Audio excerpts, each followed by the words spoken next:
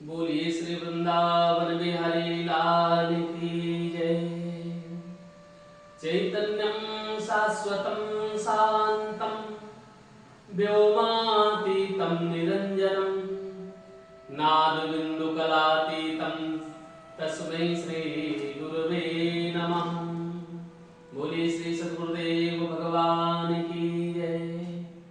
सभी भक्तों को जय श्री कृष्णा, जय श्री राधे।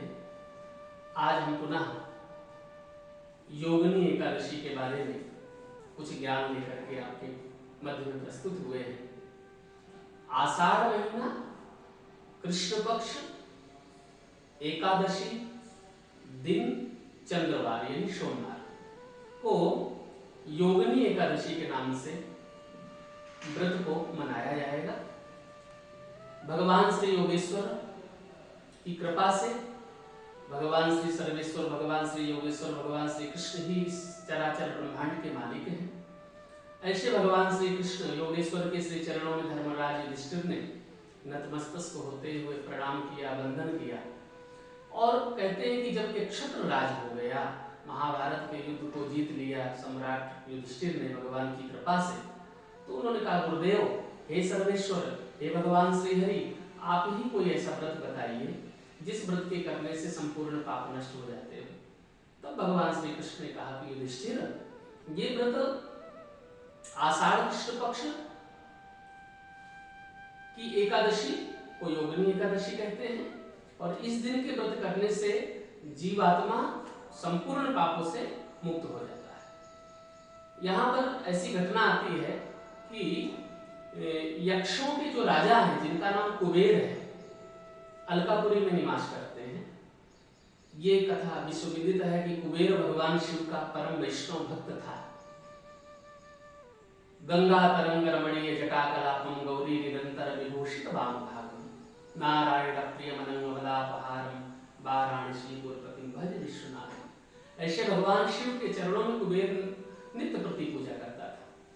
भगवान भोले बाबा की पूजा करते हुए नित्य प्रति आराधना करता और मान सरोवर से भगवान के पूजन के लिए, भोलेनाथ के पूजन के लिए पुष्प आया करते थे। और एक माली था, वो भी यक्ष ही था, उसका नाम था हेम माली। हेम माली नाम के यक्ष की जिम्मेदारी लगाई कि आप नित्य प्रति पुष्प लेकर के तोड़ करके लाओगे और मैं भोले बाबा की पूजा करूंगा। ये क्रम लंबे समय तक चलता रहा। एक दिन हेम माली पुष्प लेकर के तो आए अपने घर में, और जैसे अपने घर में आए तो हेम माली ने अपने घर में पुष्प रख दिया और अपनी पत्नी से थोड़ा सा चर्चा करने लगा। धीरे धीरे करके पत्नी का नाम यानी धीरे धीरे करके समय व्यतीत हो गया और हेम माली नाम के यक्ष की पत्नी का नाम विशालाक्षी था। सुंदरी थी, बहुत सुंदर थी, लेकिन कहते ना कि कामांधो नहीं उपस्थिति, जब काम की वासनाएं जगती है तो व्यक्ति अंधा हो जाता है। भूल गया कि मुझे ये पुष्प अलकापुरी लेकर के जाना है, कुबेर के सेवा में, भगवान भोलेनाथ की सेवा में ये पुष्प जाने हैं। काफी समय बीतने के बाद में जब कुबेर पूजन पर बैठे और चिंतन किया कि अरे थाली में पुष्प नहीं है, तो अपने उस यक्ष को याद किया, अपने सैनिकों को भेजा कि भैया आज पुष्प नहीं आए, देखो पता करो वो कहाँ रह गया। गए तो घर में पत्नी के साथ रास विलास कर रहा था। सैनिकों ने आकर के सारी घटना बताई।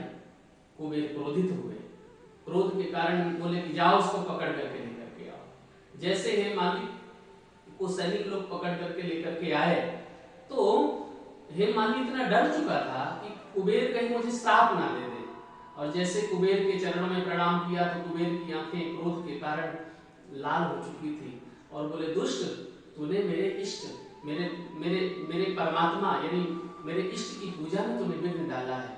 उनके निमित्तार्थ ये पुष्प आते थे, क्योंकि पुष्प भगवान के चरणों में चढ़ाना चाहिए। हमारे घर में मंदिर होते हैं, हम लोग लड्डू गोपाल, भगवान शिव आदि जो भी कुल देवी देवता हैं या जिनके प्रति हमारी आस्था है, उन देवी देवताओं की हम लोग पूजा करते हैं। तो पूजा में पुष्प चढ़ाने का एक विधान है, क्योंकि पुष्पम वसेषु लक्ष्मीषु, फूल में लक्ष्मी का निवास होता है। माँ भगवती पराम्बा लक्ष्मी निवास करती है, इसलिए पुष्प चढ़ाया जाता है। तो आज भगवान भोले बाबा की पूजा में पुष्प नहीं समर्पित हुए तो कुबेर क्रोधित हुए। अंत में हे माली को श्राप दे दिया कि जाओ तुम इस धरती पर, जाओ धरती पर और तुम्हारे शरीर से कुष्ठ रोग प्रभावित होगा, तुम बहुत यातनाओं को भोगोगे और बहुत कष्ट मिलेगा। अंत में श्राप के कारण हेमाली धरती पर आया और महाराज बड़ी विशाल यातनाओं को भोगता हुआ समय को व्यतीत कर रहा था, भूखा प्यासा पत्नी के वियोग में, क्योंकि उसी क्षण से पत्नी का वियोग हो चुका था।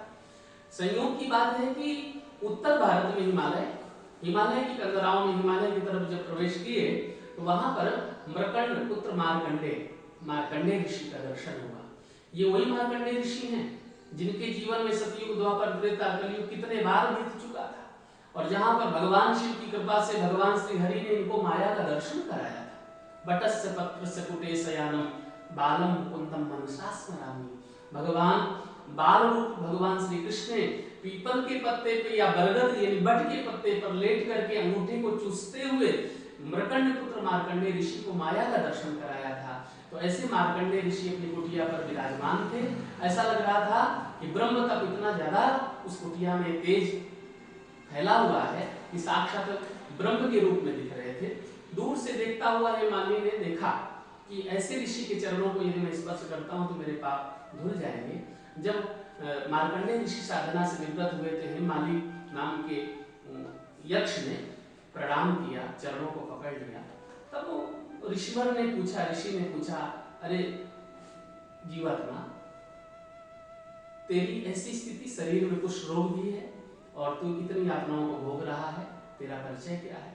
उसने पूरी घटना को बताया कि मैं यक्ष नगरी में रहता था, अलकापुरी में, यक्ष के पास में पुष्प लेने जाता था। ऐसी घटना हुई जिसके कारण मुझसे अपराध हुआ, मुझे श्राप मिल गया, मैं मानव रूप धारण करके कुछ रोग से ग्रसित हूँ और अपनी यातनाओं को भोग रहा हूँ। गुरुदेव, आपके श्री चरणों में प्रणाम करके मैं आपसे प्रार्थना करता हूँ कि इस जीव के उद्धार के लिए कोई ऐसी व्रत की कथा कहिए या कोई उपचार बताइए जिससे मेरा ये कुष्ठ रोग दूर हो जाए और मैं अपने पुनः यक्ष नगरी पर पहुंच जाऊं।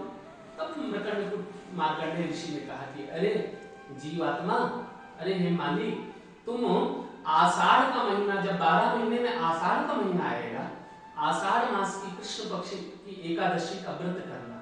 और व्रत करते हुए जब व्रत करोगे तो व्रत में आसन, नियम, प्राणायाम, प्रत्याहार, ध्यान, धारणा, समाधि आदि नियम पूर्वक व्रत को करना और भगवान श्री जनार्दन भगवान का स्मरण करना और व्रत के प्रभाव से तुम्हारा ये कुष्ठ रोग दूर होगा और तुम पुनः यक्षों की नगरी अलकापुरी में प्रवेश कर पाओगे। समय बीतने के बाद आषाढ़ कृष्ण पक्ष की एकादशी का व्रत हेमाली नाम के यक्ष ने किया और उसका कुष्ठ रोग दूर हुआ।